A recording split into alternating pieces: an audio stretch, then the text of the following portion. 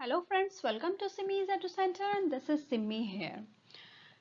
Today we are going to continue our chapter Chemical Reactions and Equations. आज का हमारा topic है reaction types of reaction based on heat absorption और religion. ठीक है, heat पे बेस्ड करके रिएक्शन के दो टाइप्स होते हैं, एक एक्सोथर्मिक रिएक्शन होता है, एक एंडोथर्मिक रिएक्शन होता है। ठीक है, ऐसा रिएक्शन जिसमें large amount of heat release होता है, निकलता है, उसे एक्सोथर्मिक रिएक्शन कहते हैं। ठीक है, इसका बहुत ही कॉमन सा एग्जांपल है बर्निंग ऑफ नेचुरल गैस। ठीक है, बर्निंग ऑफ नेचुरल गैस है ये। Natural gas it means methane. Methane में जो है वो ऑक्सीजन के प्रेजेंस में जब आएगा तो वो बर्न करेगा और कार्बन डाइऑक्साइड और वाटर रिलीज करेगा और लॉट ऑफ हीट इवोल्यूशन होगा इससे। ठीक है, इसी एनर्जी को हम यूज करते हैं वेरियस व्हीकल्स या समथिंग कुछ भी चीज को रन कराने के लिए। ठीक है, नेक्स्ट रेस्पिरेशन जो है, रेस्पिरेशन भी एक्सोथर्मिक ही रिएक्शन है। ठीक है, जब हम खाते हैं, हम चावल खाते हैं, पोटैटोज खाते हैं, रोटी खाते हैं, ये सारे कुछ जब हम खाते हैं तो इन सारे चीज़ों में कार्बोहाइड्रेट प्रेजेंट होता है। तो कार्बोहाइड्रेट क्या होता है, वो ब्रेक डाउन करके ग्लूकोज का फॉर्मेशन करता है। ठीक है, और ये हमारे बॉडी के अंदर जब जो ग्लूकोज है वो जब हम रिस्पायर करते हैं, इट मीन्स हम जब सांस लेते हैं तो ऑक्सीजन के साथ वो ग्लूकोज कंबाइन करता है सेल्स पे, हमारे बॉडी के सेल्स में, और हमें एनर्जी देता है। ठीक है, ये जो ग्लूकोज है, ग्लूकोज C6H12O6 का ग्लूकोज का ये फॉर्मूला होता है, और हम जब सांस लेते हैं तो ऑक्सीजन इनहेल करते हैं। ठीक है, तो ये दोनों कंबाइन करके कार्बन डाइऑक्साइड, ये जो हम एक्सहेल करते हैं, वाटर और एनर्जी में कन्वर्ट होता है। ठीक है, यही एनर्जी है, ये एनर्जी है, इसी के कारण हम अलाइव हैं, हम चल पा रहे हैं, हम घूम पा रहे हैं, हम जो भी एक्टिविटीज़ कर पा रहे हैं, हमें उसके लिए एनर्जी की ज़रूरत पड़ती है। तो ये जो एनर्जी है हमें यही से मिल रहा है, ग्लूकोज ब्रेक डाउन हो रहा है और उसी से हमें एनर्जी मिल रहा है। तो यही एग्जाम्पल है exothermic reaction. Next is endothermic reaction. Endothermic reaction ऐसा केमिकल रिएक्शन है जिसमें हीट हमें सप्लाई करना पड़ता है, या फिर सप्लाई नहीं करना पड़ता है, या फिर वो बाहर के एनवायरनमेंट से वो एब्जॉर्ब कर लेता है खुद हीट और वो रिएक्शन को कैरी ऑन करता है।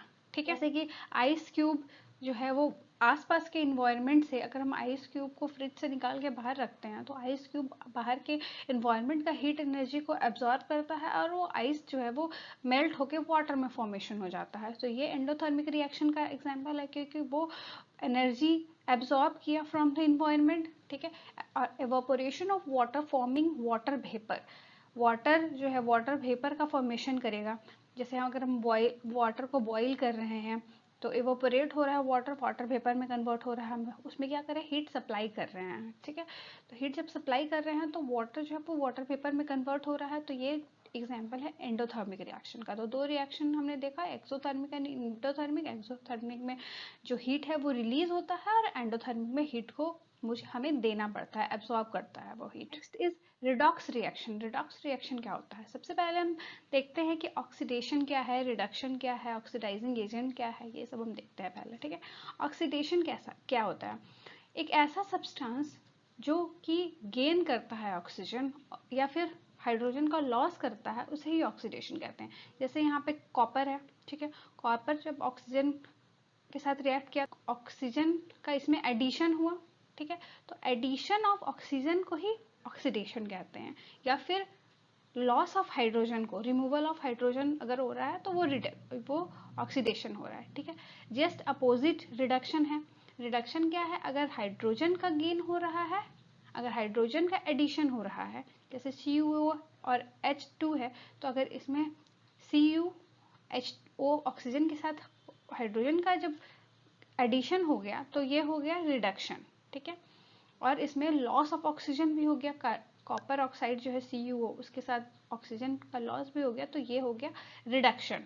ठीक है, it means addition of oxygen को हम ऑक्सीडेशन कहते हैं, और या फिर लॉस ऑफ हाइड्रोजन को भी ऑक्सीडेशन कहते हैं, और रिमूवल ऑफ ऑक्सीजन या फिर गेन ऑफ हाइड्रोजन को रिडक्शन कहते हैं। ठीक है, तो उसी बेस में ऑक्सीडाइजिंग एजेंट है, जो ऐसा सब्सटेंस जो कि ऑक्सीजन हमें प्रोवाइड करेगा। ठीक है, इस एग्जांपल में आप देख सकते हैं, ऐसा सब्सटेंस है जो ऑक्सीजन दे रहा है, मतलब O2 यहाँ पे है जो ऑक्सीडाइजिंग एजेंट है, और खुद रिड्यूस हो जा रहा है, ठीक है, उसी को हम ऑक्सीडाइजिंग एजेंट कहेंगे।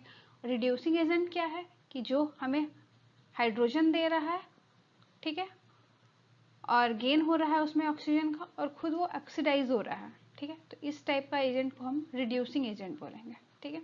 तो ऑक्सीडेशन और रिडक्शन आप समझ गए होंगे, ऑक्सीडेशन एडिशन ऑफ ऑक्सीजन और रिडक्शन एडिशन ऑफ हाइड्रोजन। अब रिडॉक्स रिएक्शन क्या होता है कि अगर किसी रिएक्शन में ऑक्सीडेशन और रिडक्शन साइमल्टेनियसली परफॉर्म हो रहा है तो उसे रिडॉक्स रिएक्शन कहते हैं, ठीक है। रिएक्टेंट ऑक्सीडाइज हो रहा है और दूसरा रिएक्टेंट जो है वो रिड्यूस हो रहा है तो उसे ही रिडॉक्स रिएक्शन बोलेंगे, ठीक है। जैसे ये इस एग्जांपल में आप देख सकते हैं कि CuO है, CuO इसमें O हट गया और Cu के पास चला गया तो रिमूवल ऑफ ऑक्सीजन को क्या कहते हैं हम, रिडक्शन कहते हैं। तो ये जो सब्सटेंस है वो इसमें रिमूवल ऑफ ऑक्सीजन हो गया, इट मीन्स इस सब्सटेंस में रिडक्शन हुआ। और H2 है, इसमें CuO का ऑक्सीजन जो है वो इस H के साथ आ गया तो इस H2 जो है ये ऑक्सीडाइज हो गया, ये H2 ऑक्सीडाइज होके H2O बन गया और CuO जो है रिड्यूस होके Cu बन गया, ठीक है। तो इसमें क्या हुआ, ऑक्सीडेशन और रिडक्शन दोनों हुआ। ZNO plus C gives Zn plus CO, इसमें क्या हुआ, ये ZNO है, इससे रिमूवल ऑफ ऑक्सीजन हो गया, इट मीन्स ये रिड्यूस हो गया, और कार्बन से में एडिशन ऑफ ऑक्सीजन हो गया, इट मीन्स ये ऑक्सीडाइज हो गया, ठीक है। MnO2 plus 4HCl gives MnCl2 plus 2H2O plus Cl2, इसमें भी एडिशन, यहाँ पर ऑक्सीजन का रिमूवल हो रहा है Mn के साथ और क्लोरीन ऐड हो जा रहा है तो ये जो है वो रिडक्शन हो रहा है और HCl के साथ जो एडिशन हो जा रहा है वो ऑक्सीजन का, ये ऑक्सीडेशन हो रहा है, ठीक है। तो ये सारा एग्जाम्पल है जो रिडॉक्स रिएक्शन का एग्जाम्पल है। Next is corrosion. कोरोजन क्या होता है, कोरोजन ऑक्सीडेशन रिएक्शन का ही एग्जाम्पल है, ठीक है। कोरोजन क्या है, ऑक्सीडेशन ही है एक। हमारे इन्वायरमेंट में कोई भी मेटल है वो ऑक्सीजन, वाटर, एसिड, गैसेस, ये सब कुछ भी के प्रेजेंस में अगर वो कंपाउंड डिफरेंट कंपाउंड में कन्वर्ट हो जाए, अनडिजायरेबल कंपाउंड में, इट मीन्स वो हमें नहीं चाहिए उस कंपाउंड में कन्वर्ट हो जाए तो उसे हम कोरोजन कहते हैं, ठीक है। आयरन का रस्टिंग जो है वो कोरोजन है। आयरन का रस्टिंग, आयरन जब रिएक्ट करता है ऑक्सीजन के साथ और मॉइस्चर के साथ तो क्या होता है, एक आयरन में रेड कलर का, रेडिश ब्राउन कलर का लेयर आयरन के ऊपर जम जाता है, ठीक है। तो ये क्या है, ये रस्ट है और इस प्रोसेस को हम क्या कहते हैं, रस्टिंग कहते हैं, ठीक है। आयरन में रेड ब्राउन कलर का जो सब्सटेंस इकट्ठा हो जाता है ऑक्सीजन और मॉइस्चर के प्रेजेंस में, ऑक्सीजन और वाटर के प्रेजेंस में, इन्वायरमेंट में जो मॉइस्चर है और ऑक्सीजन है उसके कारण आयरन जो है वो रस्टेड हो जाता है, ठीक है, ये कोरोजन है। सिल्वर में ब्लैक कलर का कोटिंग आ जाता है, वो भी कोरोजन है। कॉपर में ग्रीन कलर का कोटिंग आ जाता है, वो भी corrosion. Next topic is rancidity. Rancidity क्या होता है, हम कोई भी फूड मटेरियल प्रेजेंस होता है, ऑयल प्रेजेंट होता है, ऑयल और फैट प्रेजेंट होता है, तो अगर वो बहुत देर तक इन्वायरमेंट में एक्सपोज्ड रहता है, ठीक है, और इन्वायरमेंट में अगर रहेगा तो वो उस फूड का टेस्ट और ऑर्डर, स्मेल और टेस्ट जो है वो चेंज हो जाता है, ठीक है। और इसी प्रोसेस को रेंसिडिटी कहते हैं। किसी भी फूड मटेरियल का टेस्ट और ऑर्डर चेंज हो जाए जब हम वो बहुत टाइम तक इन्वायरमेंट में रखा गया है तो उसे ही रेंसिडिटी कहते हैं, ठीक है। रेंसिडिटी क्यों होता है, क्योंकि उस कंपाउंड में, उस फूड मटेरियल में फैट्स और ऑयल प्रेजेंट है और फैट्स और ऑयल जो है वो ऑक्सीडाइज हो जा रहा है। तो इसे हम प्रिवेंट करने के लिए, जैसे पैकेट फूड हमें जो भी बहुत मार्केट में मिलता है उसमें क्या होता है, एंटीऑक्सीडेंट्स फूड मटेरियल को ऐड किया जाता है ताकि फूड जो है वो प्रिवेंट हो सके रेंसिड होने से, ठीक है। फूड को खराब होने से बचाने के लिए हम उसमें एंटीऑक्सीडेंट्स ऐड करते हैं, ठीक है। हम घर में किसी भी ऑब्जेक्ट, किसी भी फूड मटेरियल को हम बनाते हैं उसे टाइट कंटेनर में पैक करते हैं तो ये भी रेंसिडिटी से बचाने के लिए करते हैं हम।